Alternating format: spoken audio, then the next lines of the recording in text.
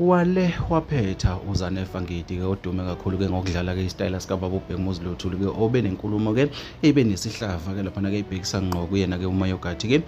lapha ke kwenye ke yama interview bekade ke akuyona abantu abaningi ke balokhu bemhlabe njalo ke left and right ke lapha ke kukhombisa ukuthi akabanga ke nolimi ke njengesoka noma ke njengeciko lokukhuluma ke lapha ke uma ke ebiza ke uMayogathi ke ngesidalwa noma ke ngesishosha njengoba ke simazi ke uMayogathi ke ekhona ke indimeni kaMaskandi ke lapha ke uZanele Ngidi ke ubuye ngenkulumo ke lapha ke ekanje ayibhala ke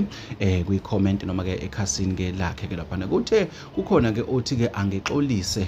ukuthi ke uMayogathi isidalwa uthi ke uyangidakelwa ke mina ke loyo wasesho ke inhlamba ke esabekayo ke engengikwazi ukuyiphimisa ke ngamazwi ke noma ke ngawo ke lomlomo ngoba ke ngihlonipha abantu ke abalandela ke leli khasi kodwa ke lenkulumo ke ibonisa ngokusobala ukuthi uZanele Ngidi ke enkulumeni yakhe ke ewekade ke eyikhulumile ke edlangalaleni ke se-channel ke wekade kuyona ke lapha ke akakwazanga ke ukuphinde kawahoxise lo mazwi ke ukhombisa ukuthi cha akayisole ke neze ke lapha ke emva kokuthi ke inkulumo ke einkundleni zokuxhumana ke zikanje sibonile ke oMgibe ke abaziwa lapha ke ko TikTok ke bemhlaba ke ukuthi ke akakhulumile ke kahle ke lapha ke oTshathugodo ke bavezile ke ukuthi ke lomfo ukhombisa ke ukuthi ke uqhuba into ala ngewisa ke lapha ke kanye nabanye abaningi abamgxekile ke einkundleni zokuxhumana ke lapha ke ngayo ke lenkulumo kodwa ke namanje ke usabonakala ke uZanele Ngidi ukuthi ke cha akezwa mshini futhi ke akayisoli ke ngale yankulumo ke ayenze khona lapha ke